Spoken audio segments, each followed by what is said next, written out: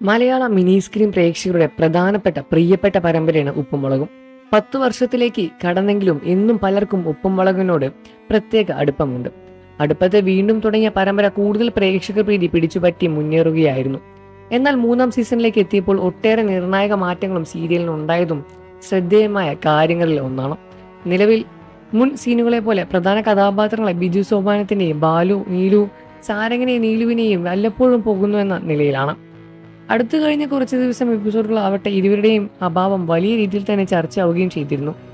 ഇടയ്ക്ക് വന്ന വിവാദങ്ങളാണോ ഇവരെയൊക്കെ അകറ്റി നിർത്തുന്നത് എന്നായിരുന്നു പ്രധാനമായും ഉയർന്നു വന്ന ചോദ്യം.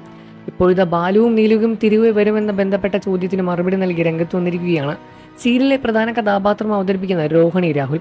ഉപ്പുമുളകിലെ തന്റെ കഥാപാത്രമായ കനകത്തെ കുറിച്ച് രോഹിണി മനസ്സ് തുറന്ന് പറയുകയായിരുന്നു. ഇതിനു പുറമെയാണ് ഇപ്പോൾ ബാലു, നീലു കഥാപാത്രങ്ങളെയും മുടിയന്റെ കഥാപാത്രത്തെയും കുറിച്ചുള്ള ചോദ്യത്തിനും രോഹിണി മറുപടി നൽകി. രോഹിണിയുടെ വാക്കുകൾ ഇങ്ങനെയാണ്: ഞാനൊരു പാലക്കാട്ടുകാരിയാണ്.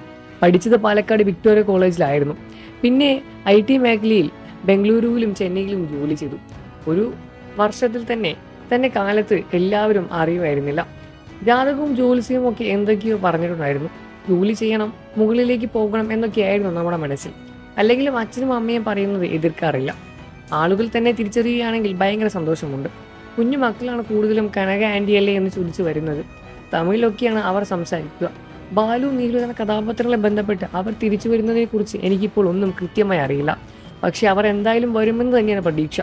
എങ്കിലും എപ്പോൾ വരുമെന്ന് ചോദിച്ചാൽ അറിയില്ല. എനിക്ക് ഉപ്പുമുളകും ഏറ്റവും ഇഷ്ടം ലച്ചുവാണ്.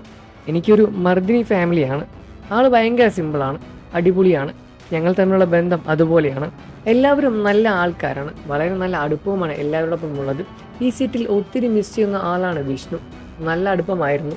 എവിടെ നിന്ന് പോയ ശേഷം ഭയങ്കര ബിസിയല്ലേ. ഇവിടെ നിന്ന് എല്ലാവരും അങ്ങനെ തന്നെയാണ്.